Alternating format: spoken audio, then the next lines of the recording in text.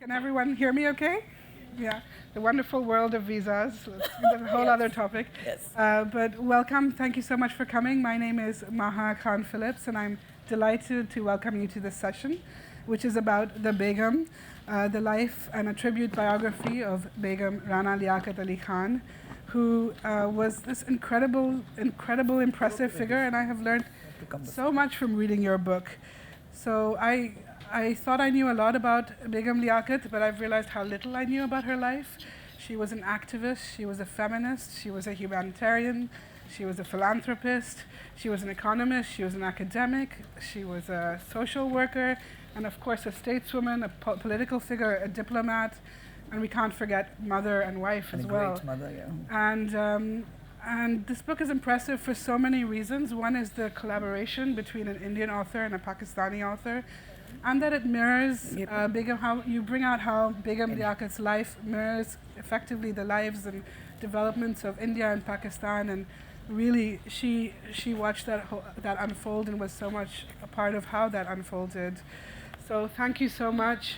I'm going to start by introducing our panelists to you. Namita Gokhale, I don't think it needs any introduction. It needs a little introduction. She's a writer, publisher, festival director. She's written 18 books, including 9 works of fiction. She's the founder and co-director of this festival, the Jaipur Literature Festival, and if that's not enough, also of Mountain Echoes, the Bhutan Literature Festival. And she's the founder-director of Yatra Books, a publishing house specializing in translation. And importantly, she wrote the bridging introduction to this book, The Begum, and was an important catalyst for how it came to be, which and we're going to hear from her in a second. Deepa Agarwal is an author, poet, and translator, and wrote the Indian half of the book. She writes for both children and adults and has over 50 books published. Wow. She's a frequent contributor. Yeah, how do you do that? 50 books, I'm in awe. She's a frequent contributor to magazines and journals in India and abroad, and she has edited and compiled several anthologies as well. She has received a variety of prestigious awards for her work, which has been translated into several Indian and foreign languages. Her latest titles are The Begum, which we're talking about today, as well as You Cannot Have All the Answers, which is a short story collection, The Teenage Diary of Noor Jahan, a historical fiction, and Blessed, a fantasy on the theme of education for girls. That's the latest, no? Blessed. Tahmina, who is actually known as Poonam, Aziz Ayub, spent her early years in Karachi, Islamabad, and Rome. Her postgraduate degree was in social anthropology here from the University of Sussex.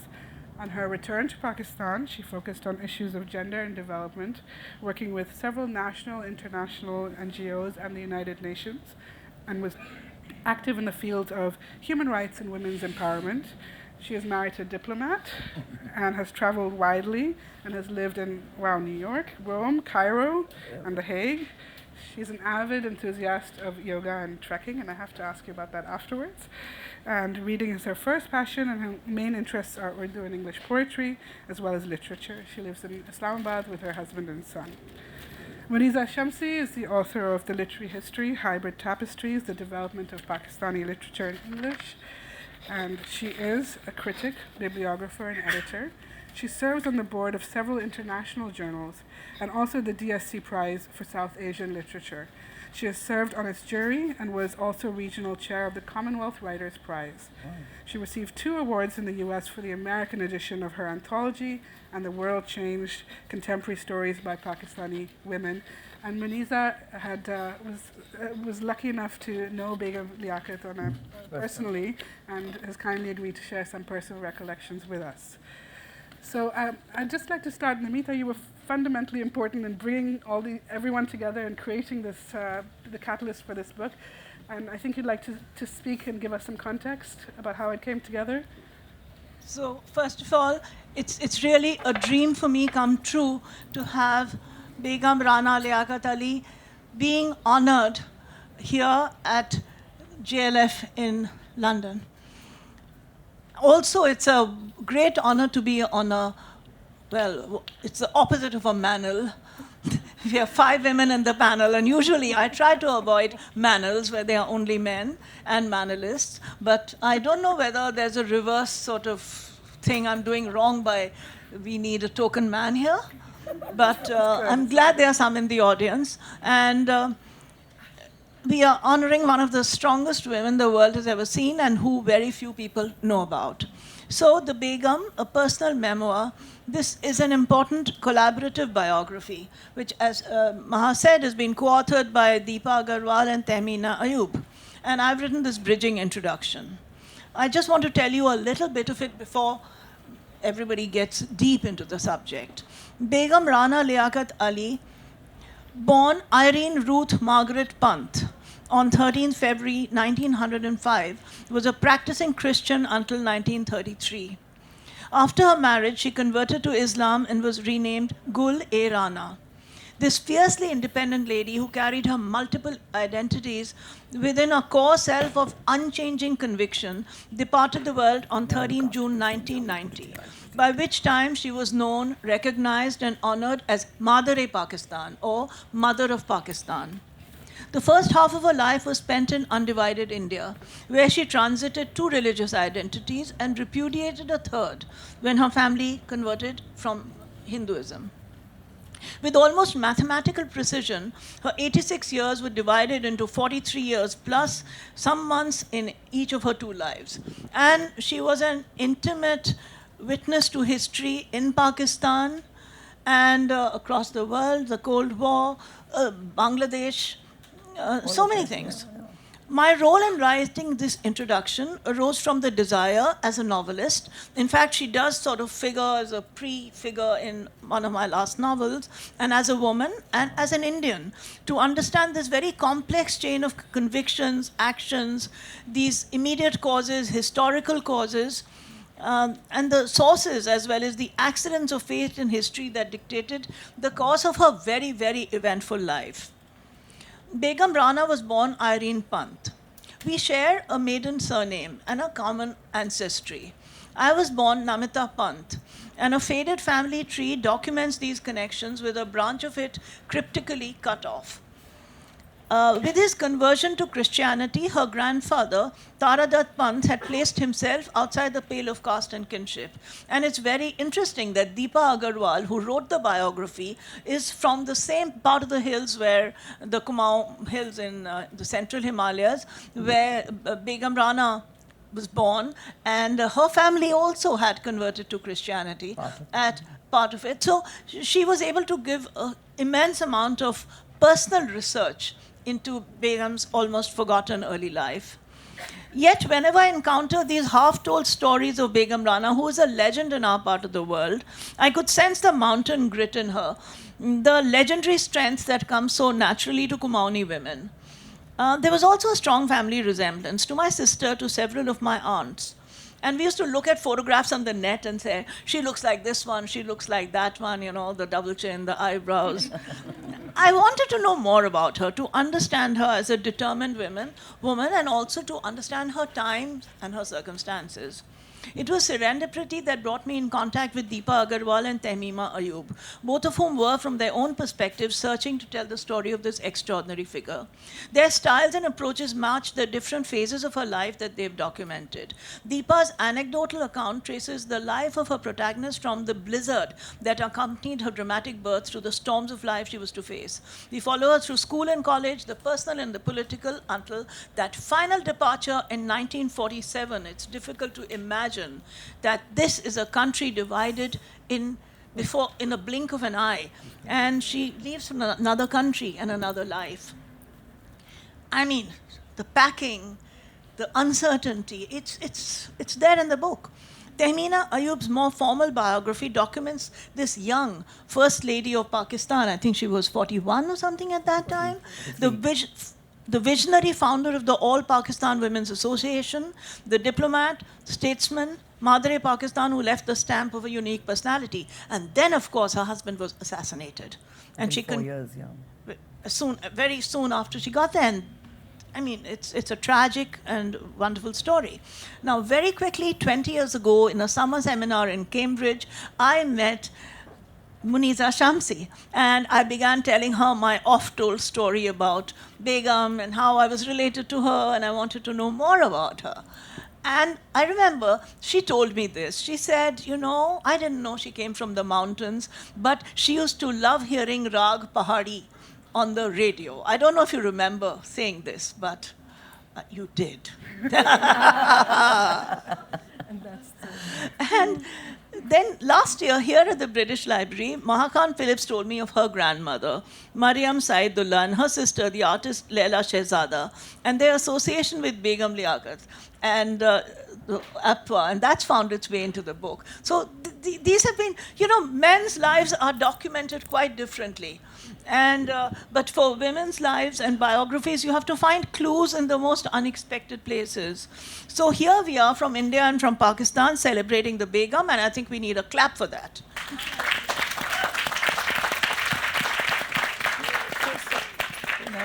It's more than 7 decades since the division of India and the creation of Pakistan, 70 years since she left from Willingdon Airfield in a Dakota carrier, accompanied by her young sons Ashraf and Akbar, moving from 8 Harding Road, New Delhi to 10 Victoria Road in Karachi. The signposts, the goalposts have all changed. It's my hope and belief the story of this one woman whose life spanned so many distances, divides, which is in so many ways symbolizes the more than the sum of its parts, will remind us of our conjoined histories of these two countries that love each other so dearly, but have a sibling rivalry between them.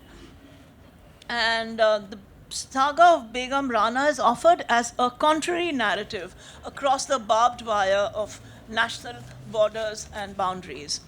I've been a political mystery all my life, she is quoted as saying. I will do it again and again, 10 times over, she declared, in the later years when she was confined to a wheelchair. This book, published in India, published in Pakistan, is a tribute to her extraordinary life and indomitable spirit.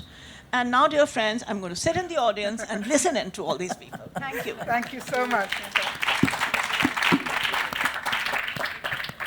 I mean, I think that was just the best introduction. Yes, curtain raiser to this book. I think it's marvelous for so many reasons that Namita just mentioned. But for me, what was really compelling was that there's a cross-cultural, cross-border connection here with 2 authors, one from India and one from Pakistan. And I'd just like to start by asking, what drew you to Begum Liaquat's story? I know that you had a regional connection, a family connection, but why was it important to tell her story? And in this environment that Namita just pointed out, where women's stories often don't get told or don't get explored in the same way as men's do? Well, you know, right from my childhood, I had been hearing about Begum Rana. And, you know, for us, it was really very impressive, awesome, that a girl from our small town, Almora is a very small town, and there's only one main road there. And, you know, this woman, she had traveled to Pakistan and become the wife of the first Prime Minister. So you can imagine how impressive it was for us. And she was like a legend. And then, of course, I used to hear my father say, because my father was a close friend of her younger brothers, and our families were extremely close. And we used to hear that, you know, she is the ambassador to the Netherlands and Italy, and then the governor of Sindh. And these were really remarkable, you know, achievements. So she was a kind of a legendary figure for me. But much later in life, her nephew, her younger brother, son, we all grew up together. And once I happened to be visiting him, and he came up, brought out a file, you know, a file of his family history, the history of his grandfather's conversion, which they had written down and preserved, you know, all the details, which in the case of my family, we talked about it, but nobody had actually compiled it in that manner. And there were numerous press cuttings. On one of them was an interview by Muneeza, Shamsie as well. So that gave me a real deep insight into what she had actually achieved. And at that moment, the thought came to me, you know, a book should be written. But I mean, I had already written several books by that time, children's books. But I thought of it, you know, I said, how will I find a publisher? And I was also wondering if her nephew, Jitu as we called him, whether he had plans to write a book himself.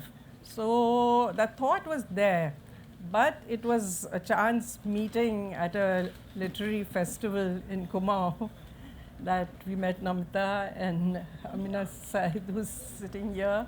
And we were just chatting, you know, standing on a rather windy and chilly balcony. My husband Dilip was also there. And the thought came up about writing a biography. And, you know, I know a lot of details of her life, and which I was able to discover by talking constantly, meeting her nephew, who was brought out little snippets and little anecdotes, and also talking to her other relatives. Some people were responsive, some people were a little closed, and so that's what my interest in the book was all about. And it was very exciting for me to discover more and more about this incredible personality. Thank you. And Poonam, what drew you to her? You see, in our case in Pakistan, a lot of these people, characters, especially women from our leadership, are all inside history books. And perhaps about the male half, like Mr. Jinnah or Mr. Liaquat Ali Khan, there are biographies, but there weren't any either on her or on Miss Jinnah, and we really knew very little. We just knew them as people who had done A, B, C, D, but just very sketchily. So when Namita mentioned this dream that she had of, paying a proper tribute to her and chalking her life out, I said, yes, now I owe this to my country and to the lady. And if I can contribute, why not? So then I just plunged into it, and we both met in Delhi, and Namita was there. We found a publisher, and we sailed off. And about 10 months later, the book was ready. That's amazing. And was it easy to collaborate across? It was, because we have the WhatsApp and we have the email. Yeah, we shared resources. We would constantly share information that she needed or I needed. And bibliographies, and yeah, it was wonderful. So where were we without WhatsApp? Life without WhatsApp. And email. Yes. But it's voicemails on the WhatsApp. Yes, the voicemail, which was wonderful. But it's Yes, fantastic that that it was- was published both in India and in Pakistan. Yes, And I it think was that's actually important. published in December in Delhi, launched at Jaipur in January, and I think by April, Penguin kindly handed over the rights to OUP Karachi, Yeah. and it was out in April in Karachi. So this is the Pakistan edition, and Namita has the Indian edition. Available at the bookstore. Yes. Look forward to signing it later. Yeah. So one thing I wanted to ask you about, which I think is really fascinating, is there was a role of 3 religions in her life. I mean, she had this background, and I think you mentioned it in your section. Liaquat Ali Khan's biographer has written, "The stars must have converged at some point from his Pant, whose lineages were Brahmin, and religion was Christianity, but who is now set to embark on the tumultuous voyage Of Islam. of Islam." So how important was that, do you think, in defining who she was and shaping who she was? See, She would be able to tell you the first part, which The is first part, upbringing as a Christian girl, yes. very liberal. Upbringing as a Christian girl, and the education, and Exposure. we have mentioned this in her in the book, and she herself has repeatedly talked about the importance of girls getting a proper education and also having a career before they got married. She has very clearly said this. And the thing is, at that time, how it was, she was born in 1905. And it was a very rare thing for a girl in India to get the kind of education that she did. But the missionaries were setting up these institutions, and she was the product of several missionary institutions. She went to Wellesley in Nainital. Wellesley was a school set up for European girls. And after that, she went to Lal Bagh, which was set up by an American missionary, Isabella Thoburn. And that is where she learned Urdu. She became very fluent in Urdu as well. Lucknow. Yes, in Lucknow. And then she went to Isabella Thoburn College. And, she became steeped in the Lucknowi culture at that point of her life. And then after that, which was, extremely rare for a girl to go in for a postgraduate degree. She joined MA in economics in Lucknow University, and she was the only girl in her class. And she got hazed quite a bit as well. Yeah, she was hazed bullied. quite a bit. But her cycle, she used to go to the university on a bicycle, and the tires were sometimes deflated, caricatures drawn on the blackboard.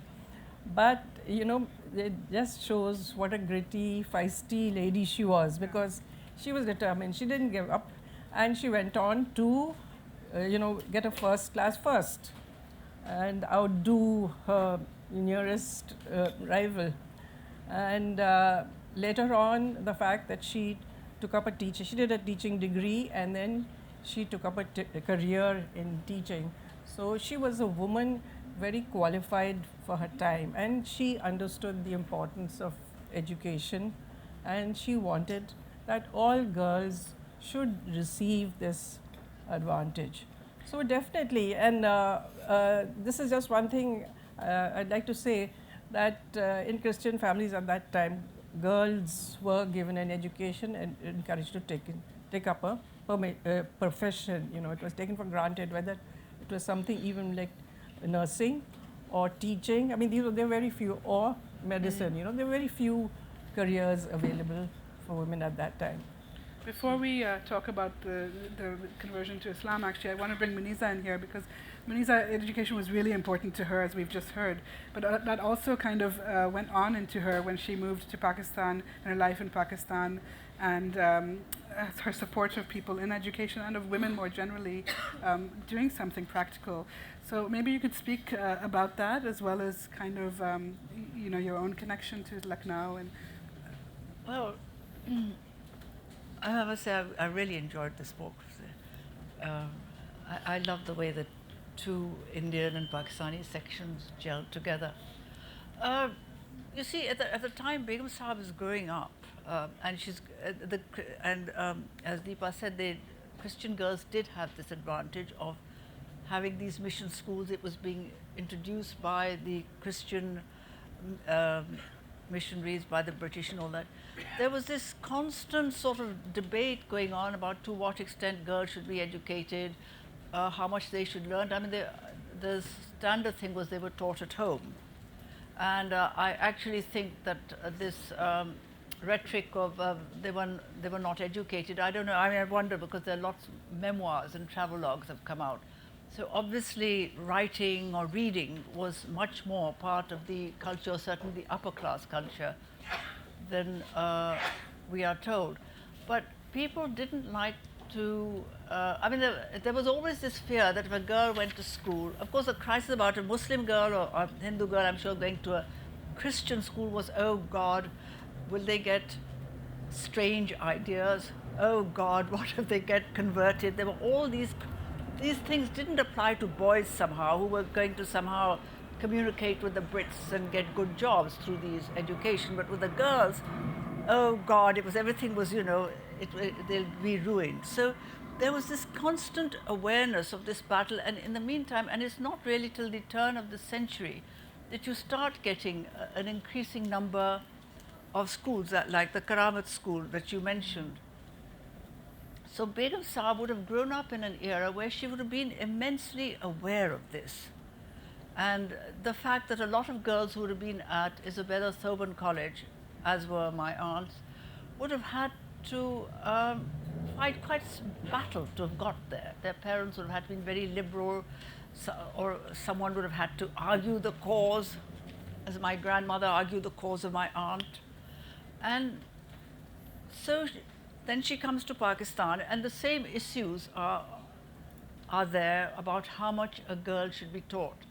She started the slogan, if you educate a girl, you educate a family.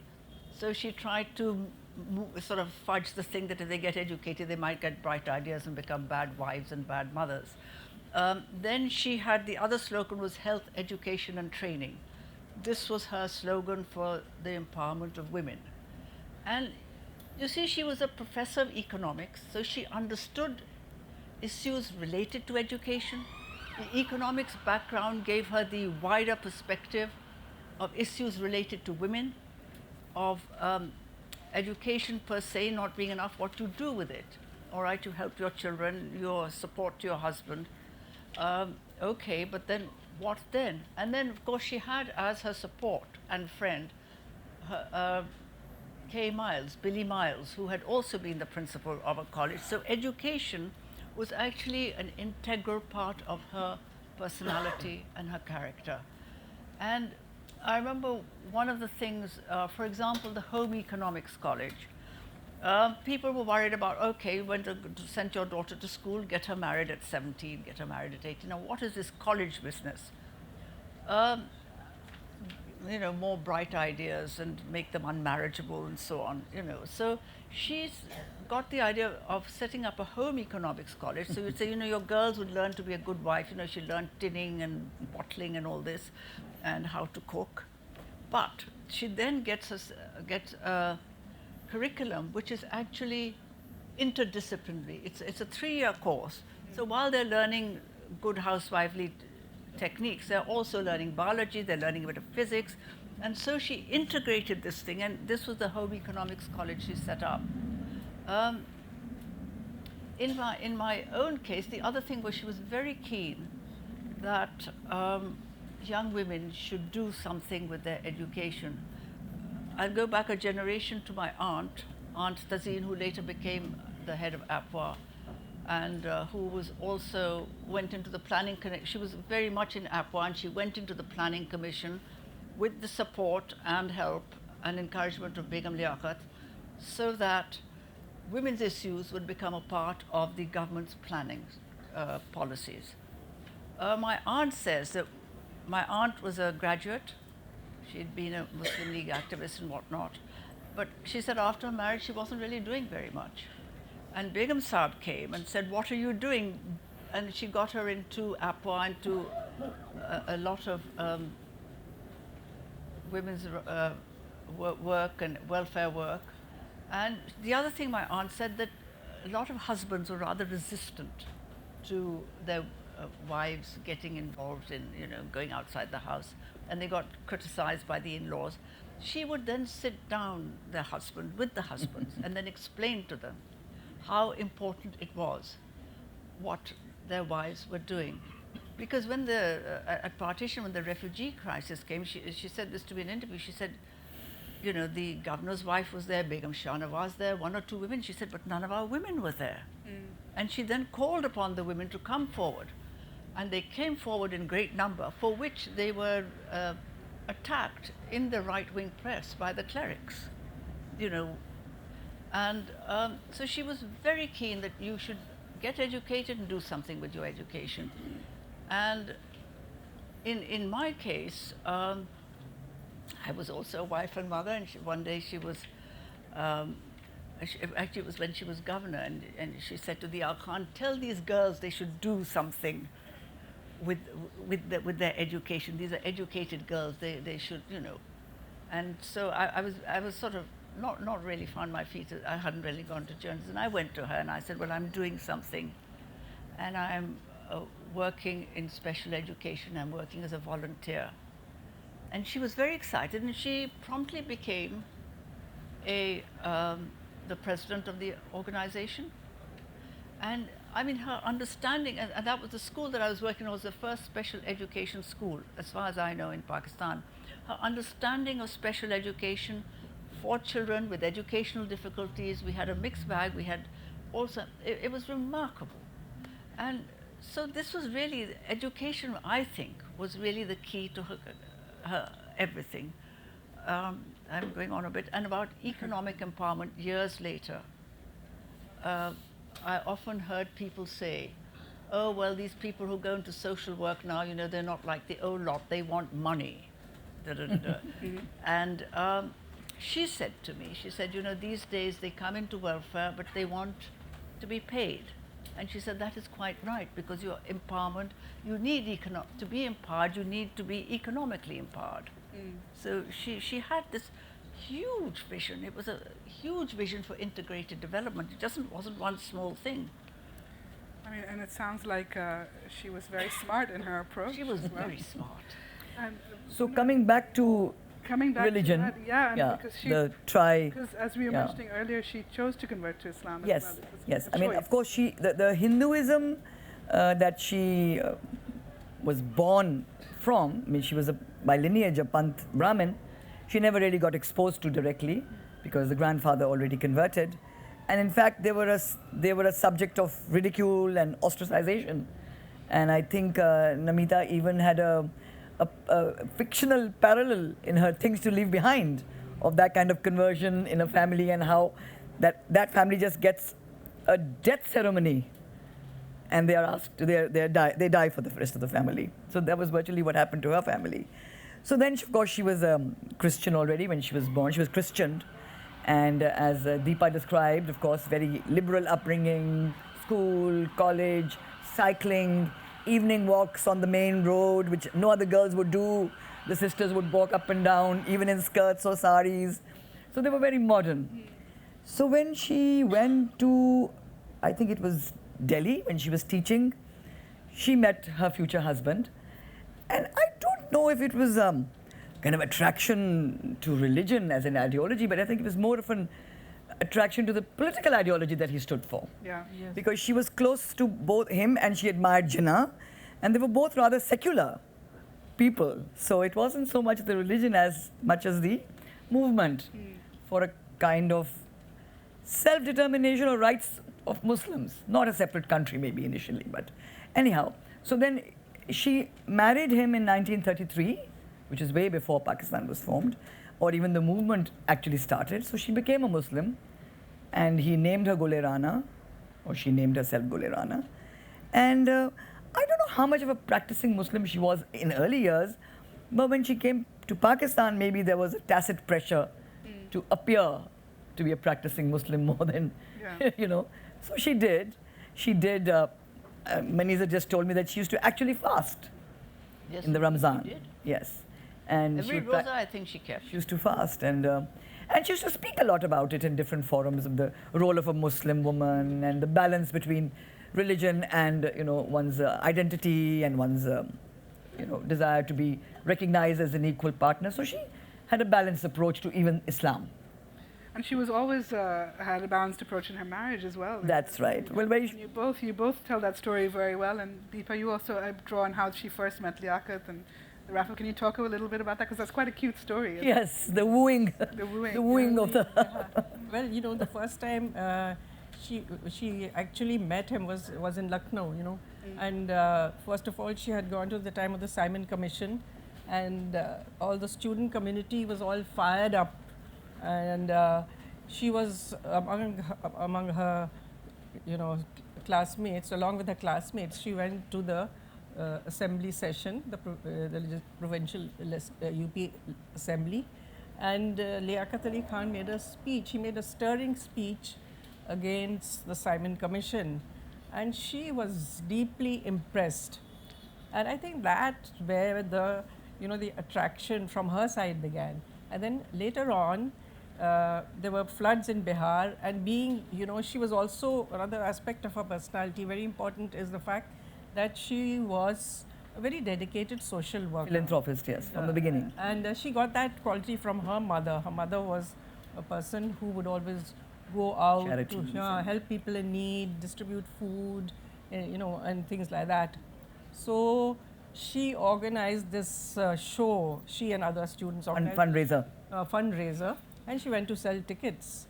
And she went to the Legislative Assembly, and now I don't know really it's true or not, yeah. What was, whether she was just going like that, what was deliberate, whatever it was, but it just, by chance it happened that Liaquat Ali Khan opened the door, and she was trying to sell him tickets, and he was resistant. He said, "I'll buy one ticket." And she said, "No, please buy two. At least two.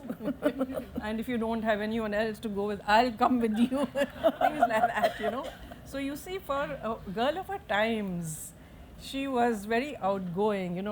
Girls were not, encouraged to speak up and Forthright, be yeah. very forthright. And so she managed to sell him 2 tickets. And as is narrated in one of Liaquat Ali Khan's biographies, that he had another engagement. Couldn't make it in time. But yeah, he didn't make it in time to hear her sing, because she was a very good singer as well, singer and musician. And he was too, right? He was too. He was Both of also, them yes. had this common interest, and the song she sang was "Pale Hands." I loved beside the shalwa. But he wasn't there in time. He wasn't there, but he came later.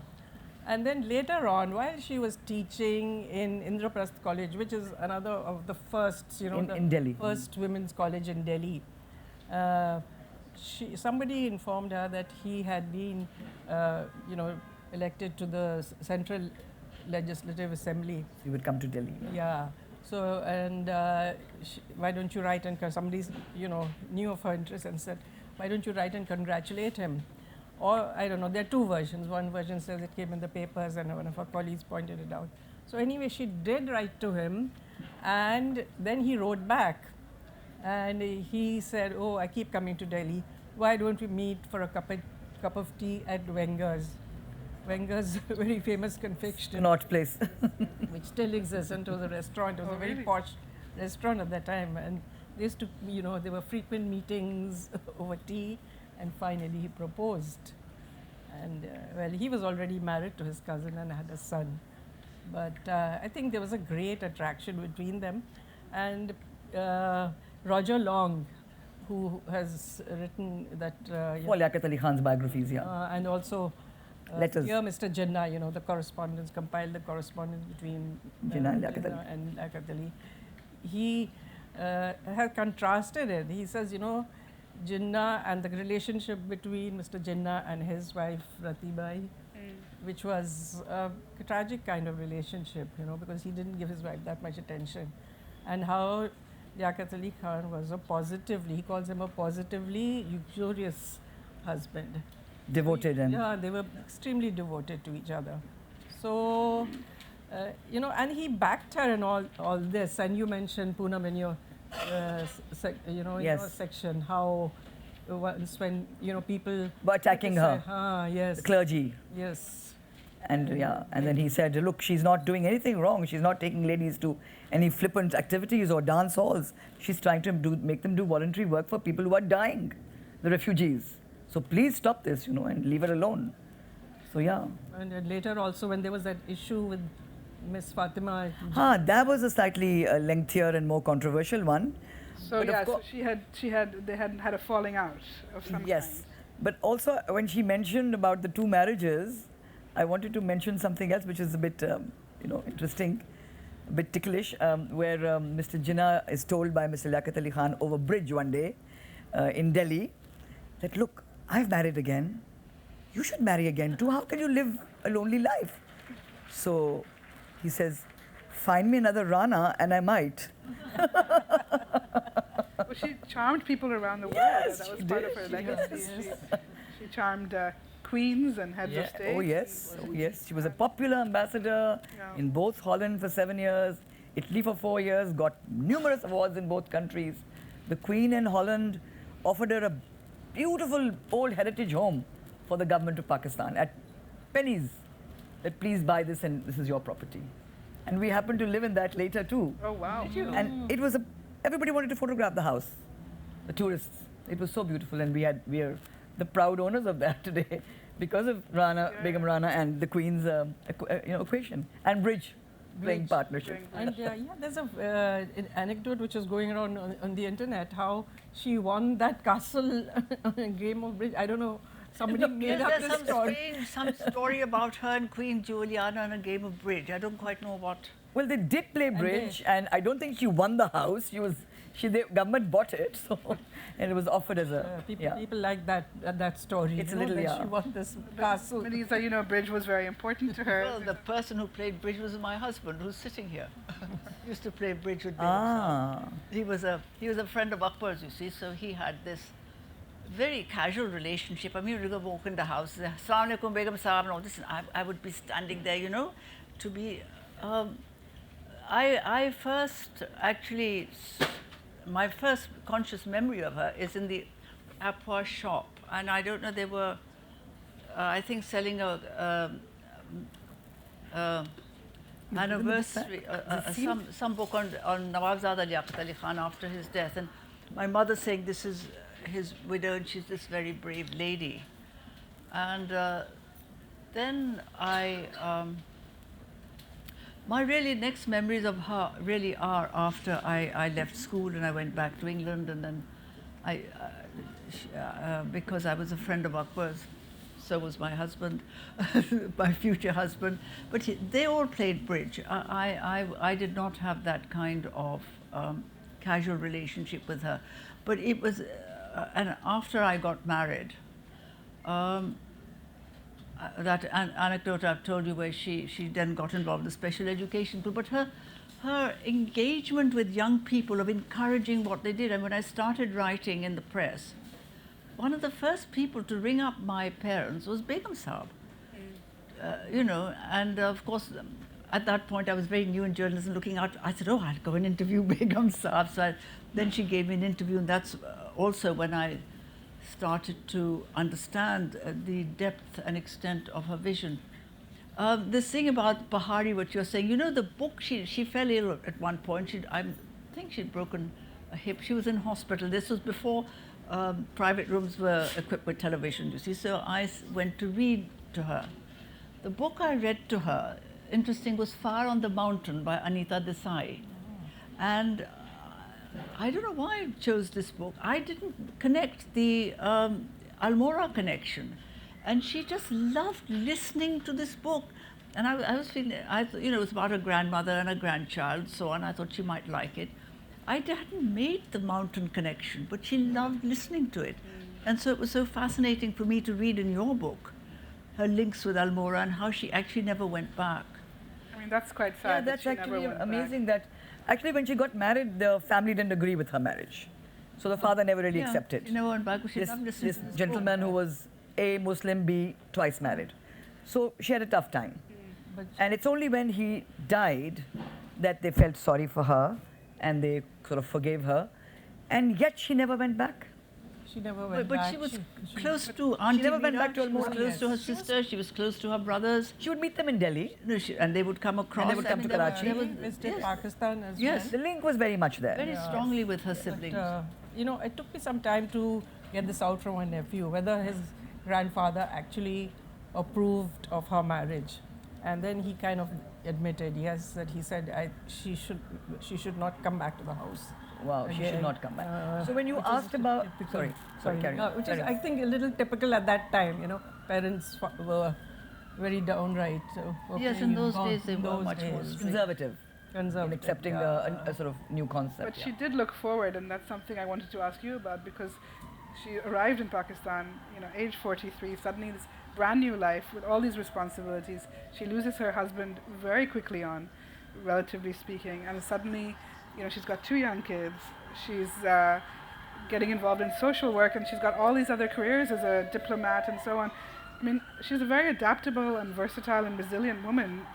Clearly, can you? Yes, I mean, for the first 4 years, of course, they worked in partnership. Yeah. And she was with him wherever he was. They'd go to Peshawar together, they went to Swat together. They visited the country and they inspired people. And then, October 51, he was gone. She was sitting in Karachi, she was told, your husband's gone. Imagine. So when she gets the news, apparently she had to inaugurate a hospital the next day. And she still did it. She didn't go there. She gave a radio address to say, I'm sorry, I'm doing it on the radio. Life must go on.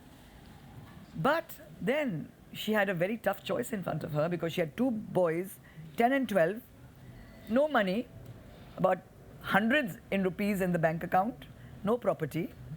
How does she educate them? So a lot of people thought, no, she will not stay on. She will go back. Yeah. And yet she thought, no, we did this together, we came here together, I can't abandon the... Yeah. And then the government decided that if they made her an envoy abroad, then she automatically gets a kind of a children's allowance for education. So before she actually moved, there was the Queen's coronation in England in '53. And she was invited for that. The only Muslim woman from the Islamic world. She came for that. She brought her kids. She went to the schools around, checked, got them admitted. So when she came back in '54 as the ambassador to Holland, they were already in school. Amazing. So yeah, she had made up her mind that this is her future. Pakistan is her life. And then, of course, the later contributions are many, which even have been recounted by Muneeza in, so many words. There's one other thing I want to say about her and her contributions is in my conversations. Have you got time? Yeah. Just, I found that she, in terms of management, she was very good at giving credit where credit was due. She was not going to claim things that others, and so she supported people. She didn't, I mean, she was very determined. I mean, she was very stickler for punctuality. You couldn't possibly invite her for dinner at 8:30 and then not give her dinner till 10 o'clock. She'd throw a fit. I mean, that kind of thing she made very clear. But those kind of things she asserted herself, but she would not sort of assert herself in the way where she'd take away from somebody's achievements or something. And I want to talk about Billy K. Miles, who was such a support to her. And she always said, I would not have done any of it without Billy. Can you give some context? Because you both mentioned Billy, but... Yeah, she came in the plane with her in 47 from Delhi. Yes. So Billy was her teacher, came out. A teacher who became later a friend and companion and moved into a house with her. Yes. And became a partner in work. Yeah, actually, when she was studying in Lucknow, in Isabella Thoburn College, and Billy was the principal of Karamat Hussain. That's how they met. That's right. When she began her mobilization work in Delhi for women and charity and political, Billy was with her all the time. No, and I mean, if you gave her dinner, you knew she always treated Billy with great regard and respect. And if you had a dinner, it was always Begum Saab and Billy. And actually, Billy was kind of more informal than, I mean, I remember being overawed by Begum Saab, but not overawed by Billy. So I could chat to Billy, and so maybe a lot of people felt that, even in the management thing, that a lot of people would be able to have access to Billy, where they might be intimidated by Begum Saab. And Akbar, I know, sort of Akbar and Ashraf always grew up with a sense of having two mothers, Yes. Billy was a remarkable woman. K. Miles. K. Miles. And she wrote a biography as well. The other. She wrote She was a single woman, Welsh woman, who'd come to India and never went back. And it struck me, I mean, I read this this quote from her, and it really struck me. So she had said in 1978, APA will continue to struggle through the next decade and the next until one day all Pakistani women shall emerge from her shackles, economic, social, and political, and face a future over which no shadows appear to obstruct her path towards her maximum development. That was her dream. And that was her dream, and I mean, we don't have a little bit of time to open up to questions, but before we do, I'd just like to ask all three of you what you think her legacy is now, and what she would think of how things are going. Well, no, I won't be a pessimist and I won't be negative. I think one of the biggest things she did was to free up a lot of legislation for women. And particularly during Ziaul Haq's era, Very important. he was trying to overturn a lot of laws that had favored women, and he was trying to reverse them. So she struggled against that with the women. She was much older in age by that time, and there were women's organizations sprouting here and there. Inspired by APWA, which she had founded in 1949, but and she was in the forefront of those struggles, and very vocal. And because of her age, they didn't want to throw her in jail. They were doing it to a lot of other women.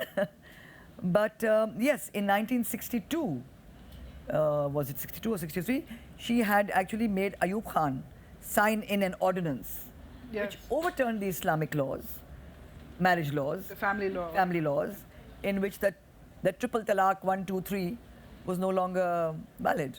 And there was a certain procedure to the divorce and certain rights that the women were given once they were divorced, which were put into an ordinance. And Mr. Ayub Khan, luckily, in spite of being a military dictator, had an aversion to the clergy and the mullahs. So he wanted to put them in their place. So he signed the ordinance. And it was their organization and their lawyers in APWA who had made the legislation. It's quite That remarkable. was a big thing, family laws, and it still stands still today. there. Yeah. And Deepa, for you, what's her legacy? You know, I think this statement that she made, a telegram she once sent to her sister's niece-in-law, do something useful with your life. Of course, you know, a woman. That to every woman. Yeah. So I think it was kind of a motto for her.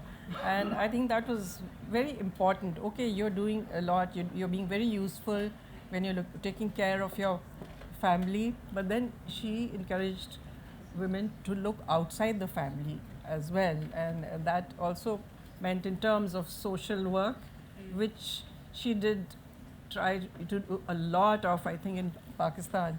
That was a very important part of her contribution. But also career, having careers and Yes, she and meant being that economically, also, economically independent. Don't be kind of just bound to the family and not venture out at all to face the world or contribute to the world in other ways. And that's still important today. It's still important. And Muneeza, for you, would Well, it seems to me that everything that we have done, achieved, in a sense, we owe to her, because in the very birth of Pakistan, she gave women's movement such a strong, Base. impetuous, official support, everything. And all the officials and their wives and all that got engaged in it. And so it's a kind of trickle-down effect. And even a lot of young people, I mean, today they don't, they tend to talk from the 1980s onwards, but actually she gave her support to the Women's Action Forum movement. And everything that happened then and thereafter, I think we owe to her, even if we are not conscious of it. that's definitely something. And that, she even had a Muslim Women's Summit way back in 1956, was it? When she invited Muslim women from Indonesia, Iran, the king's sister came, a Muslim Women's Summit. She was ahead of her time. I'm afraid we have to stop there, so we have some time for questions. Just on a personal note, it was her death anniversary 2 days ago, so I think it's a nice time to remember her. I remember as a little child being forced to dress up and go visit this cranky lady, cranky old lady in a chair and being very scared, and that's my only memory. But thank you so much to our panelists for really taking the time and for bringing her to life. She has I've definitely from reading this book learned that I owe her a debt, certainly. So thank you so much. I think we have time for a couple of questions, if anyone, yes.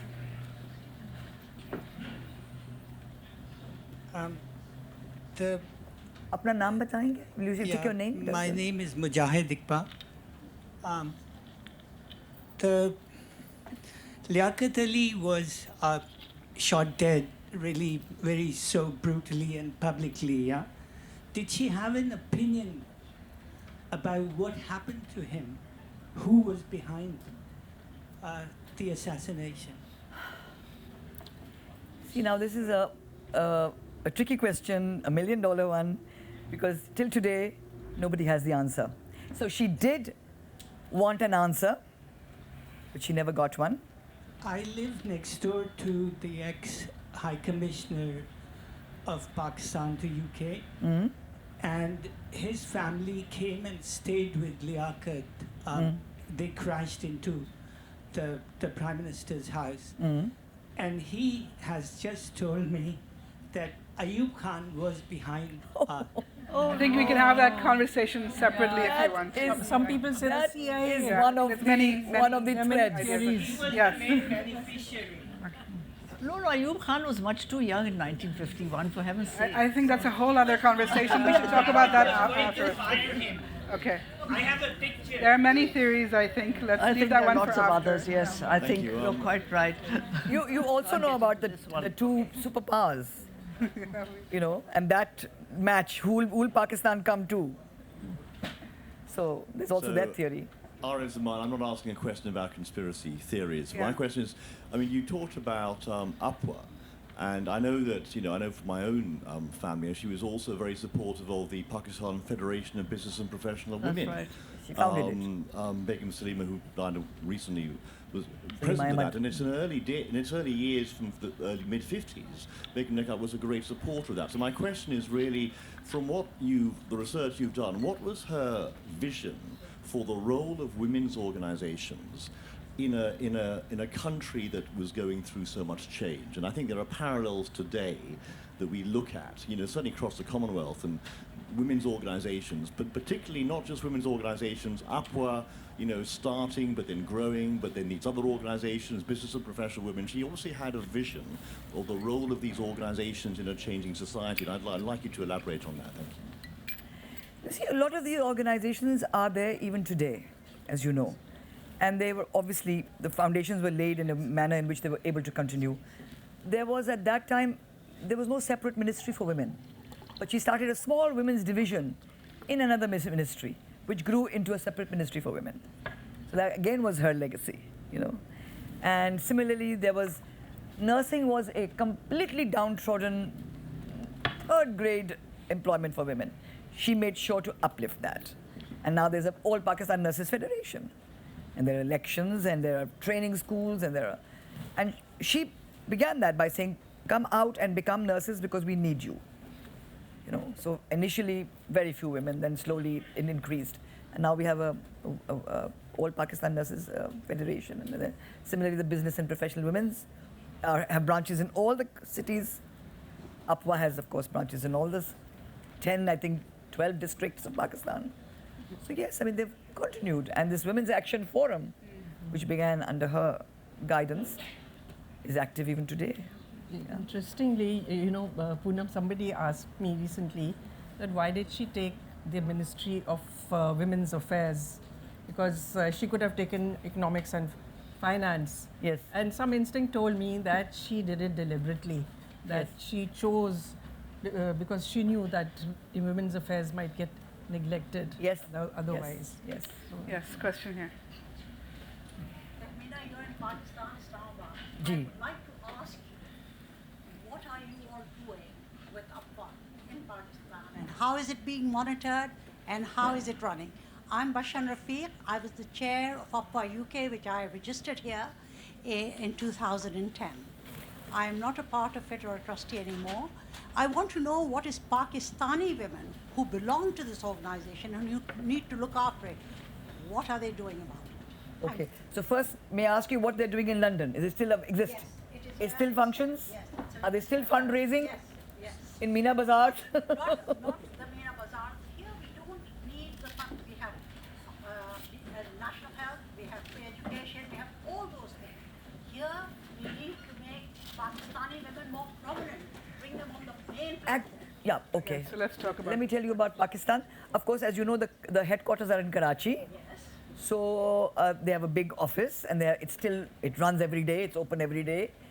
What they do is they collaborate with different educational organizations and health organizations. And it's mainly, of course, I must admit, also technical and skill training organizations. So it's still trying to bring women to have income generating capacities, you know. And funds are still coming from a lot of, you know, business houses, philanthropic groups. And then, of course, there is an election. Every branch in every province has an election, and they have the president rotating every 2 or 3 years, and a body of, you know, board of governors, board of trustees who run it. But it's still, they don't have so many of their own organizations as they do collaboration, for example, mobile health with hospitals. So the hospital will donate a mobile health unit, and then they go, Well, it means her legacy continues. I'm afraid, sadly, that's all we have time for. So maybe we could have a encouragement conversation. Do we have time for one more? We have to. Okay, we can have one more question there. I believe she was a classic Indian beauty, and Liaquat Ali fell in love with her the first time he saw her. Well, probably. she was a beautiful, certainly very charming. She was a beautiful singer. Yeah. At a moment's notice, her guitar would be out and she'd be singing. Well, the photograph, we have all the photographs. She was a classical. I mean, Namita describes her as so many family members looking like her, different facets of her. She was a strikingly beautiful woman. And very petite. And clearly very charismatic as well, very charismatic. And yet very well-spoken, charming, perfect hostess, impeccable manners, all of that. Yes, one more question, last question, I'm afraid. It's in the corner. Very quick one, thank you. She saw so many of Pakistan's, the high politics in Pakistan for so many years. At the end, do you think, did she remain hopeful for the country's future?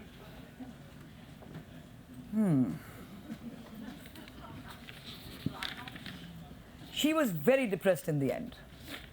She really felt that all these 30, 40 years that she had, made a lot of changes happen, and suddenly she felt things were coming to a standstill and even going backwards. Why? Because it was Ziaul Haq's time. And she died in 1990, by which time he had gone, but things had come to a standstill. And so I think she was not very hopeful at that time. She was very depressed, and she left this world very depressed. On that happy note, we sadly have to draw it to a close, but thank you so much to Muneeza, Shamsie, and Jinnah, and of course Namita, Gokhale. And I know they're going to be happy to